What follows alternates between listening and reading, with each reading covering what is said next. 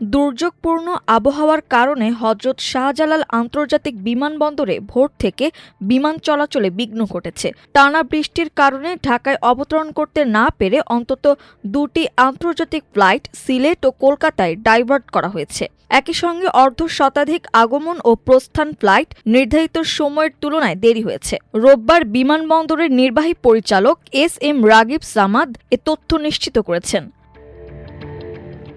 বিমানবন্দর সূত্র জানায়, দুবাই থেকে ঢাকাগামী ইউএস বাংলা এয়ারলাইন্সের একটি ফ্লাইট ঢাকায় অবতরণ সম্ভব না হওয়ায় সিলেট ওসমানী আন্তর্জাতিক বিমানবন্দরে অবতরণ করে।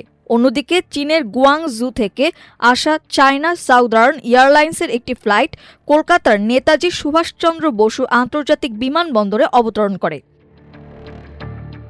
এছাড়া আবুধাবি থেকে আসা ইতিহাদ এয়ারওয়েজ, শারজা থেকে এয়ার আরাবিয়া, দুবাই থেকে এমিরেটস, ফ্লাই দুবাই ও বিমান বাংলাদেশ এয়ারলাইন্সের ফ্লাইট, মদিনা ও সৈয়দপুর থেকে বিমান বাংলাদেশ এয়ারলাইন্সের ফ্লাইট, ইউএস বাংলা এয়ারলাইন্সের জেদ্দা ও চট্টগ্রাম ফ্লাইট এবং মালয়েশিয়ান এয়ারলাইন্সের কুয়ালালামপুর থেকে ঢাকাগামী ফ্লাইটসহ অর্ধশতাধিক উড়োজাহাজ আকাশে চক্কর দিয়ে দেরিতে ল্যান্ড করে। বিমানবন্দর সংশ্লিষ্ট কর্মকর্তারা জানান, গত শনিবার রাতভর ভারী বৃষ্টি এবং সকালে দৃশ্যমানতা কমে যাওয়ায় উড়োজাহাজের অবতরণ ও উড্ডয়নে জটিলতা তৈরি হয়। পাশাপাশি বাতাসের প্রভাবও ছিল। নিরাপত্তার স্বার্থে কয়েকটি ফ্লাইট বিকল্প বিমানবন্দরে পাঠানো হয় এবং অনেক ফ্লাইটের সময়সূচি পুনর্নির্ধারণ করা হয়।